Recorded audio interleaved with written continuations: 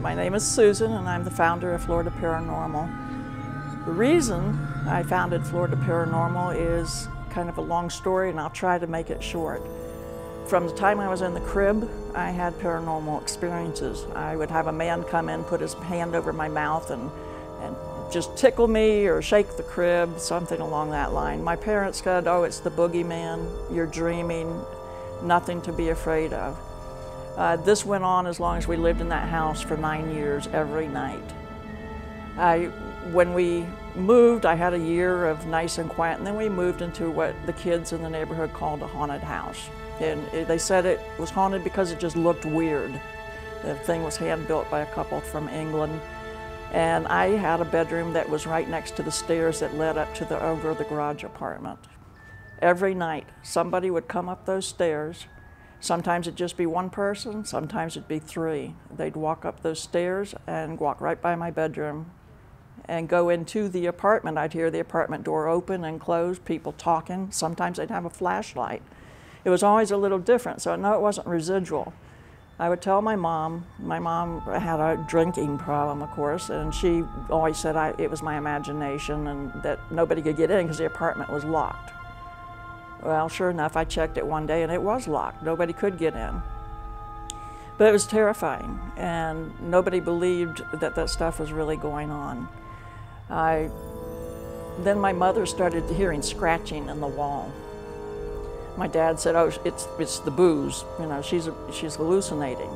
Well, it wasn't too long after that, I got up to go to the bathroom, probably 3 in the morning, and I'm sitting there on the commode, and all of a sudden, right next to me, I hear knock and then scratch, like somebody taking their fingernails on the inside and scratching on the wall.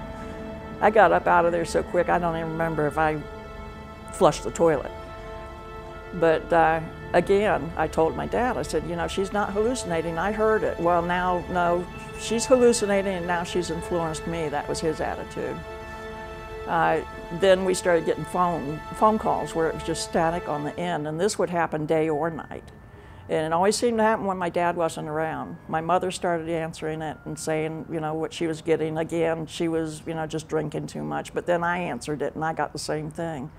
And I wasn't drinking, I was just a kid, but I knew, you know, it was real. And I told my dad that.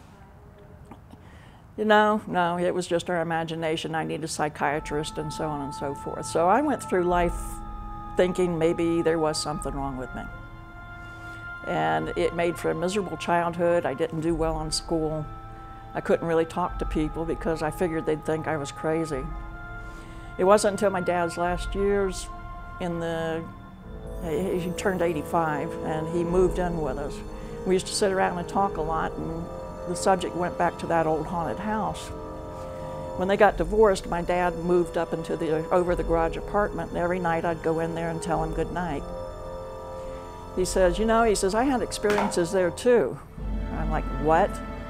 He goes, "Yeah," he says, "I was laying in bed one night," and he says, "I heard the door open," and he says, "I thought it was you coming in to tell me good night," and he says, "I was laying there reading the Bible," and he says, "I felt you sit down on the side of the bed and I said something." But he didn't get any answer. He moved the Bible and he looked and he could see the indention where somebody was sitting, but he couldn't see anybody there. And he says, this happened quite frequently. So I didn't know whether to be mad at him after all these years thinking I was nuts, or be thankful that if he finally admitted, hey, there really was something going on. And it was probably 2 or 3 months after that, after he passed, that I created Florida Paranormal, because I figured if there's any other kids out there that has to go through that where they're not, you know, someone's not believing them, I want to be able to step in and try to help and make them realize, hey, there really is stuff out there.